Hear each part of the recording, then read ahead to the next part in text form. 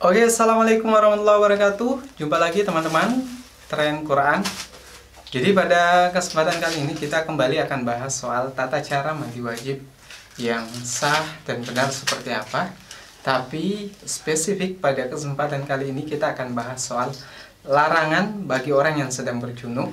Jadi pada kesempatan kali ini kita akan menggunakan referensi dari salah satu buku paling bestseller di Indonesia terkait soal tata cara mandi wajib dan tata cara sholat dan bersuci, termasuk dalamnya ada tata cara mandi wajib atau mandi junub. Nah, teman-teman, pada kesempatan kali ini kita akan mengulas beberapa larangan bagi orang yang sedang junub yang disampaikan oleh buku Risalah Tuntunan Sholat Lengkap karya Dr. Andes Muhammad Rifai almarhum. Jadi ini adalah salah satu buku paling terkenal. Kalau teman-teman mau belajar sholat, belajar melakukan istinja, membersihkan diri, salah satu referensi yang kami rekomendasikan adalah buku Risalah Tuntunan Sholat Lengkap. Jadi teman-teman yang mau memilikinya boleh langsung memesan kepada kami lewat komentar di bawah. Nanti kita bisa kirim langsung ke alamatnya. Nah, kita akan mulai bahas. Jadi teman-teman, sebelum itu kita lihat dulu yang mau lewat berikut ini.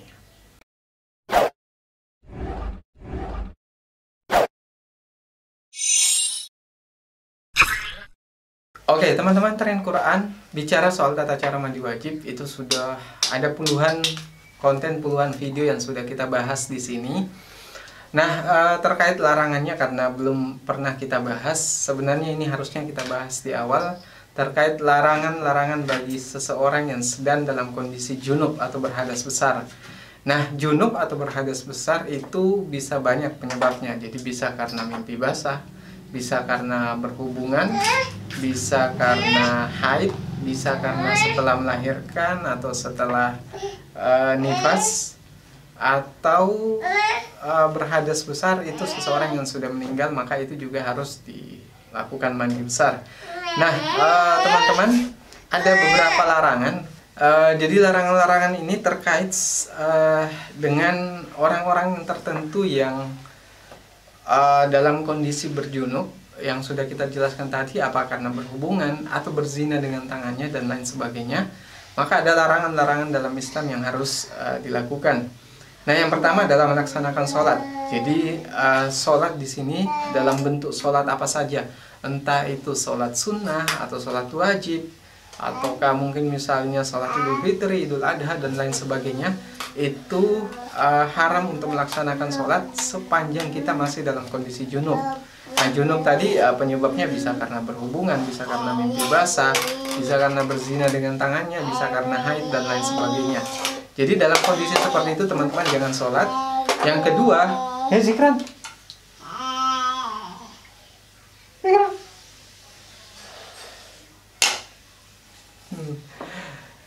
Yang kedua, melakukan tawaf di Baitullah. Nah, ini yang penting teman-teman, karena jangan sampai kita umroh ataukah sedang dalam kondisi naik haji, kemudian karena mimpi basah di malam hari misalnya, lalu kemudian tidak mandi wajib langsung pergi tawaf di Baitullah, itu juga diharamkan teman-teman, karena yang namanya Masjidil Haram itu terlarang untuk melakukan aktivitas di situ kalau kita dalam kondisi berhadas besar atau berjunub.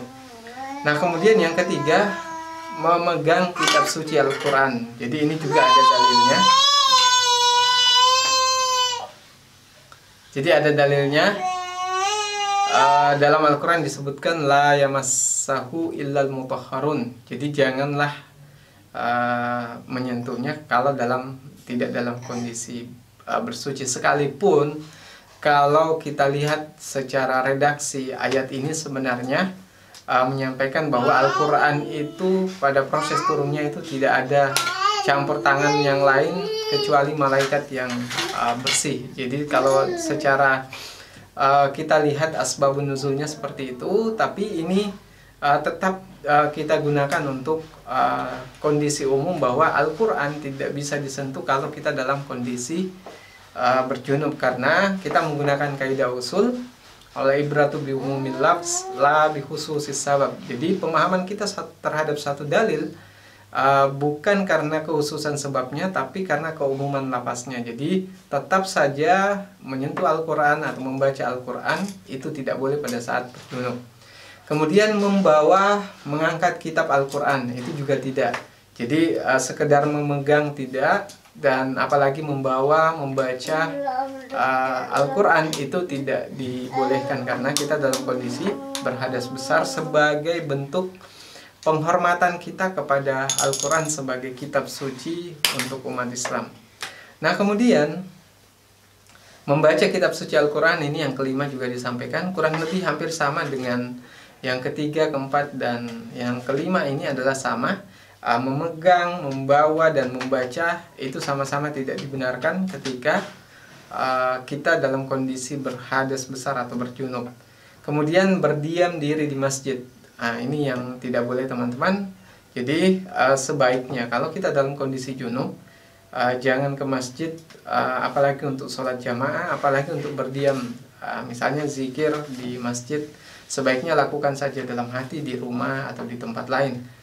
Nah, kemudian ini masih terkait soal larangan ketika berhadas besar, tapi spesifik larangan bagi yang sedang haid. Jadi larangan yang bagi yang sedang haid ini yang ada 4, disebutkan bahwa yang pertama bersenang-senang dengan apa yang ada di antara pusar dan lutut. Teman-teman sudah tahu, berarti perempuan yang dalam kondisi haid itu tidak boleh melakukan hubungan suami istri. Nah, itu dilarang. Kemudian kedua, berpuasa, baik puasa fardu maupun puasa sunnah. Jadi bulan Ramadan pada saat kita berhadas besar atau haid itu jelas tidak boleh berpuasa. Tapi kalau orang yang dalam kondisi junub dan junubnya hadas besarnya dilakukan sebelum sholat subuh, misalnya berhubungan sebelum sholat subuh, maka di pagi hari misalnya dia baru ingat mandi wajib, itu boleh mandi wajib dan boleh meneruskan puasanya. Kemudian ditalak atau diceraikan. Jadi bagi laki-laki atau bagi perempuan yang akan diceraikan harusnya menyampaikan kepada laki-laki bahwa dia dalam kondisi haid sehingga tidak boleh diceraikan.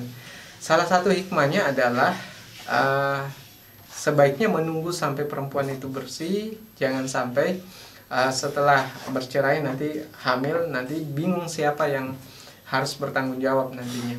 Nah, kemudian lewat di dalam masjid apabila dikhawatirkan akan mengotorinya. Jika tidak, maka dibolehkan. Jadi perempuan yang dalam kondisi haid itu boleh lewat di dalam masjid kalau dalam kondisi yakin bahwa dia tidak akan mengotori masjid kalau lewat. Jadi mungkin teman-teman sudah tahu apa yang harus digunakan bagi perempuan dalam kondisi haid, maka boleh lewat tapi tidak boleh berdiam di dalam masjid. Nah, itu dia 6 larangan umum dan 4 larangan khusus untuk yang sedang haid. Jadi dalam kondisi-kondisi seperti ini, teman-teman, sebaiknya hindari aktivitas yang utama, yaitu sholat, membaca Al-Quran, dan umroh.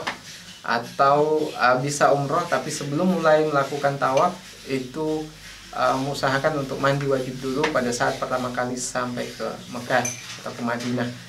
Nah, mungkin itu yang bisa kami sampaikan, teman-teman, terkait soal larangan-larangan bagi seorang yang berjunub, baik laki-laki maupun perempuan.